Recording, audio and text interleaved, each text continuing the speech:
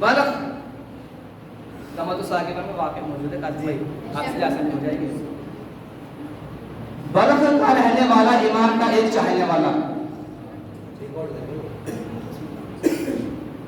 امام سے بے پناہ محبت، بے پناہ چاہت، بے پناہ الفت، بے پناہ عشق، بے پناہ انس، بے پناہ غم، محبت کا یہ عالم ہے کہ یہ بلخ کا رہنے والا ہے. امام رہتے ہیں مدینے میں. یہ بلخ سے جب بھی حج کے لیے جاتا ہے، ہر سال کا اس کا دستور یہ ہے کہ یہ حج کے لیے سفر کرتا ہے، سامان سفر باندھتا ہے اور امام کے لیے تحفے تحائف لے کر جاتا ہے. پہلے یہ حج سے مشرف ہوتا ہے، حج کی زیارت کرنے. واقعی میں بہت غور چاہتا ہوں، بہت توجہ چاہتا ہوں، واقعی انشاءاللہ آپ لطف اندوز ہو جائیں گے. جب حج سے مشرف ہو جاتا ہے تو یہ امام کی زیارت کے لیے جاتا ہے، امام کی خدمت میں پہنچتا ہے، تحفے تحائف دیتا ہے، چلاتا ہے. دوسرا سال واقعی رہی. اس کا ہر سال کا یہی دستور تھا. اب اس کی بیوی تھی زوجہ، دل کی بات ایک بار زبان پہ بھی آ گئی.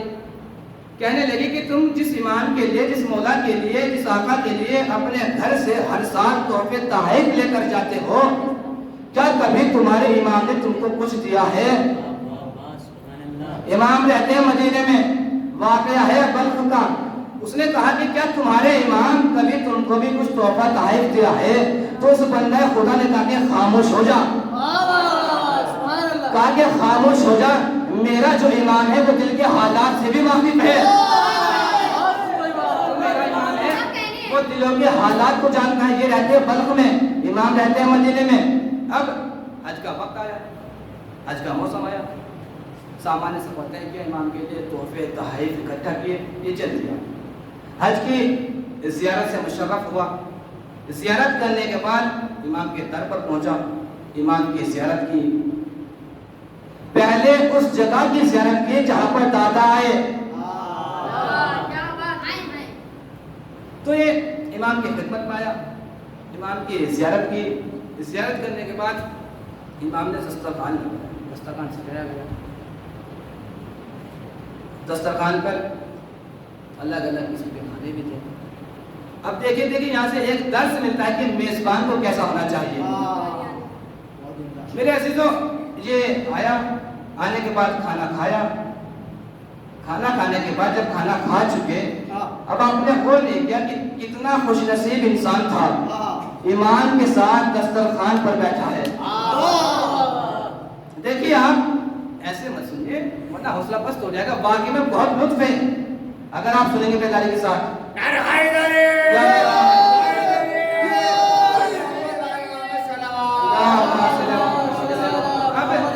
جب کھانے سے فراغت حاصل ہو چکی ہے، کھانا کھا چکے، تو قاضی بھائی آپ کے کشمیر میں شاید اب یہ رواج رائج ہے، جب کھانا کھا چکتے ہیں، جب کھانا کھا لیتے ہیں تو ایک کشت آتا ہے، اس میں ہاتھ دھوتے ہیں. شاید اور کسی کے یہاں پر بھی یہ رواج ابھی بھی ہو، ورنہ اب تو ٹنکی وغیرہ ہے، چلتے ہیں.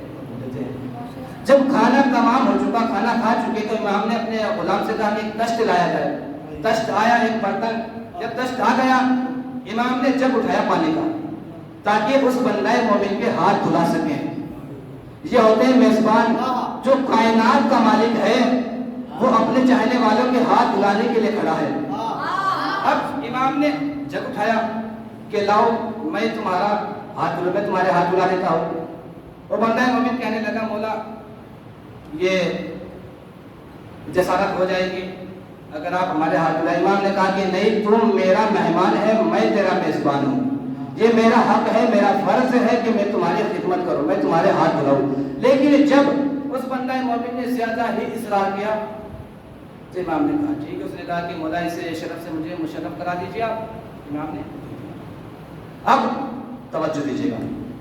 جب اس بندہ مومن کے ہاتھ میں جگ آیا، نیچے تشت رکھا ہے، وہ ہاتھ دھلانے کے لیے پانی ڈالنا چاہتا ہے. امام نے کہا کہ پہلے یہ بتا کہ تیرے ہاتھ میں کیا ہے. توجہ دیجیے گا کہ تیرے ہاتھ میں کیا ہے. کہا مولا میرے ہاتھ میں جگ ہے. کہا جگ میں کیا ہے. کہا پانی ہے. کہا نیچے کیا ہے. کہا مولا تشت ہے. تشت میں کیا ہے. مولا خالی ہے. توجہ ہے نا. اب امام نے کہا کہ ٹھیک ہے تشت خالی ہے نا، لا میرے ہاتھ پہ پانی ڈال. میرے ہاتھ پہ پانی ڈال. اب روایت یہ کہتی ہے کہ جیسے اس بندہ مومن نے امام کے ہاتھوں پہ پانی ڈالا، بس پانی کا امامت کے ہاتھوں سے مس ہونا تھا، پانی جیسے مس ہو کر دشت میں پہنچا، امام نے کہا دیکھ دشت میں کیا ہے۔ اب جیسے ہی اس بندے مومن نے دشت میں دیکھا، امام نے کہا بتا دشت میں کیا ہے، کہا مولا یاقوت احمر ہے، مولا یاقوت احمر ہے۔ لطف لیجیے گا، لطف پانی کا اور امام کے ہاتھوں سے مس ہونے کا۔ ابھی تک پانی پانی تھا، جیسے ہی امامت کے ہاتھوں سے مس ہوا، امام نے کہا بتا کیا ہے، کہا مولا دشت میں یاقوت احمر ہے۔ امام نے کہا اچھا لا دوبارہ پانی ڈال۔ اب اس نے دوبارہ پانی ڈالا، پانی امام کے ہاتھوں سے مس ہو کر پھر دشت میں پہنچا۔ امام نے کہا دیکھ دشت میں کیا ہے۔ اس بندہ مومن نے پھر دیکھا، اب جو دشت میں دیکھا تو کیا دیکھا، کہا مولا زمرد سرخ ہے۔ اب امام نے کہا کہ بتا تیرے ہاتھ میں کیا ہے، کہا مولا جگ ہے۔ جگ میں کیا ہے، کہا مولا پانی ہے، لا پانی میرے ہاتھوں پہ ڈال۔ اب اس بندہ مومن نے امام کے ہاتھوں پر پانی ڈالا، اب یہ پانی امامت کے ہاتھوں سے مس ہو کر دشت میں پہنچا۔ امام نے پھر کہا کہ دیکھ دشت میں کیا ہے۔ اب جو اس نے دشت میں دیکھا، دشت بھرا ہوا تھا، کہا مولا یاقوت احمر ہے، مولا زمرد ہے، مولا جواہرات ہے، مولا موتیاں بھری ہوئی ہے۔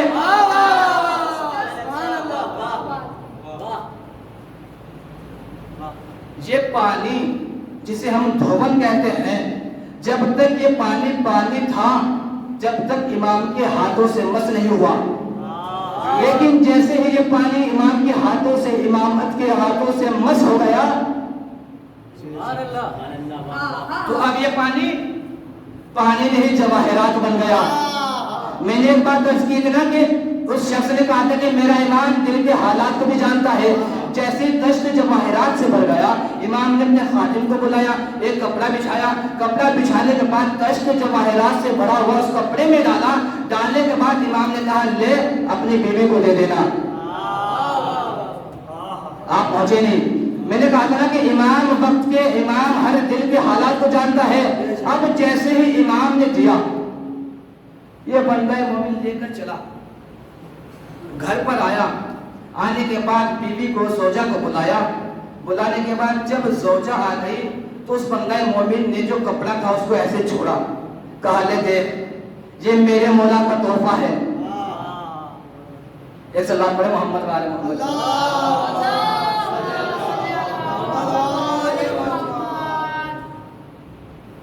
جب اس بندہ مومن نے یہ دیکھا، تحفے تحائف وہ بھی جواہرات سے بھرے ہوئے،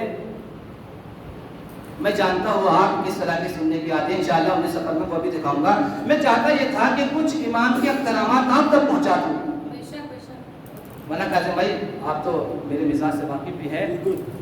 اب دیکھیں جو بندہ خدا اور جو اس کی زوجہ، اس کی بیوی تھی، اس نے کہا تھا کہ کیا تمہارے امام تم کو کچھ دیتے ہیں؟ اب جب اس نے تحفے تحائف کو دیکھا، کہا کہ اگلے برس جب حج کو جانا تو مجھے ساتھ لے جانا۔ اندازے دیکھ لیجئے، اگلے برس جب جانا تو مجھے ساتھ لے کر جانا۔ میں بھی چاہتی ہوں کہ تمہارے امام سے ملاقات کرو، تمہارے امام کی زیارت کرو۔ اب وقت گزرا، حج کا موسم آیا، دونوں نے میاں بیوی نے سامان سفر باندھا، حج کی زیارت سے مشرف ہوئے۔ اب چاہتے یہ ہیں کہ حج سے امام کے در پر پہنچے، منزل کے بعد منزل طے کرتے چلے۔ اب ایک وقت وہ آیا کہ اس کی جو زوجہ تھی وہ بیمار ہوئی، اور بیمار کی اتنی شدت ہوئی کہ یہ مریض ہو کر انتقال فرما گئی۔ اب جب انتقال ہو چکا تو اس کا شوہر اس کو اسی جگہ پر چھوڑ کر امام کی بارگاہ میں آیا۔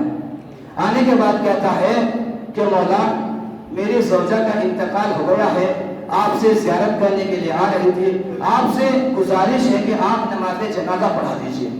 توجہ دیجیے گا، آپ سے گزارش، آخری بات ہے، آپ سے گزارش یہ ہے کہ آپ نماز جنازہ پڑھا دیجیے۔ امام کے چاروں طرف امام کے چاہنے والے موجود تھے۔ امام نے کہا کہ ایک بار اور بول، کیا بولا ہے؟ کہا مولا میری زوجہ مر چکی ہے، نماز جنازہ پڑھا دیجیے۔ امام نے مصلی منگایا، 2 رکعت نماز ادا کی، اس کے بعد دعا کی۔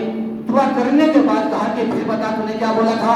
کہا مولا میری زوجہ کا انتقال ہو چکا ہے، آپ کی زیارت کے لیے آ رہی تھی، آپ سے گزارش یہ ہے کہ آپ جا کے نماز جنازہ پڑھا دیجیے۔ اب امام نے کہا کہ جا کر دیکھ کہ تیری زوجہ تیرا انتظار کر رہی ہے۔ محمد اب دیکھیے جیسے امام نے کہا کہ تیری زوجہ تیرا انتظار کر رہی ہے، قاضی بھائی یہ بندہ مومن ایمان کا پختہ تھا. ہم اور آپ ہوتے تو کہہ دیتے مولا یہ کیا بول دیا؟ میں خود اپنی آنکھوں سے دیکھ کر آیا ہوں، میری زوجہ نے میرے ہاتھوں پر دم توڑا ہے، اس کا انتقال ہو چکا ہے، اور آپ کہتے ہیں کہ میرا انتظار کر رہی ہے. لیکن تاریخ نے لکھا جیسے ہی امام نے کہا کہ تیری زوجہ تیرا انتظار کر رہی ہے، اس بندہ مومن نے کوئی سوال نہیں کیا بلکہ امام کے حکم پر عمل کیا، فوراً چل دیا امام کی بات پر یقین کر کے. اب جب یہ پہنچا تو اس نے دیکھا واقعاً ایسا ہی منظر ہے، زوجہ ہے جو انتظار کر رہی تھی. اب جب یہ زوجہ کے پاس پہنچا، جانے کے بعد بڑا خوش ہوا، بڑا شاد و خرم، اور کہا کہ مجھے داستان بتاؤ کہ تم تو مر چکی تھی، زندہ کیسے ہوئی؟ اب اس کی منزل سنیے گا. تو وہ کہنے لگی کہ جب ملک الموت نے میری روح میرے جسم سے قبض کی اور مجھ کو منزل در منزل لے جاتا رہا، اور ایک ایسی منزل پر پہنچا کہ جہاں اس کے سامنے ایک نور کھڑا ہو گیا. اب یہ نور ایسا نور تھا کہ ملک الموت میں بھی اتنی ہمت نہ ہوئی کہ قدم آگے بڑھائے، ابھی تک نہیں پہنچا. ملک الموت میں اتنی ہمت، اتنی جرأت، اتنی طاقت نہ رہے کہ اپنے قدم آگے بڑھائے. اس نوجوان نے، اس نورے نوجوان نے حکم دیا، اے ملک الموت اس روح کو واپس اس کے جسم میں ڈال دے، کیونکہ یہ ہماری زیارت کے لیے آئی تھی، لہذا اس کا ہم پر حق ہے. ملک الموت کو حکم ملا، بدن میں روح ڈالی، یہ زندہ ہو گئی. اب یہ چلے امام کی زیارت کے لیے، یہ آخری فکرہ انشاءاللہ رکھتے مسائل. جب امام کے در پر آئے، امام کھڑے تھے. اب جب اس عورت نے امام کو دیکھا، جب امام کو دیکھا تو کبھی امام کے چہرے کو دیکھتی ہے، کبھی امام کے قدم کو دیکھتی ہے، کبھی امام کے چہرے کو دیکھتی ہے تو کبھی امام کے قدم کو دیکھتی ہے. جب کافی دیر اسی اسنا میں گزر گئی تو شوہر نے شانہ ہلا کے پوچھا کہ کیا بات ہے، تو کیا سوچ رہی ہے، کیا فکر کر رہی ہے؟ آخر کبھی امام کے چہرے کو دیکھتی ہے، کبھی قدم کو دیکھتی ہے، کبھی چہرے کو دیکھتی ہے، کبھی قدم کو دیکھتی ہے. آخر ماجرا کیا ہے، بات کیا ہے؟ تو زوجہ نے کہا سمجھ نہیں آتا کہ اگر یہ یہاں ہے تو وہاں کون تھا؟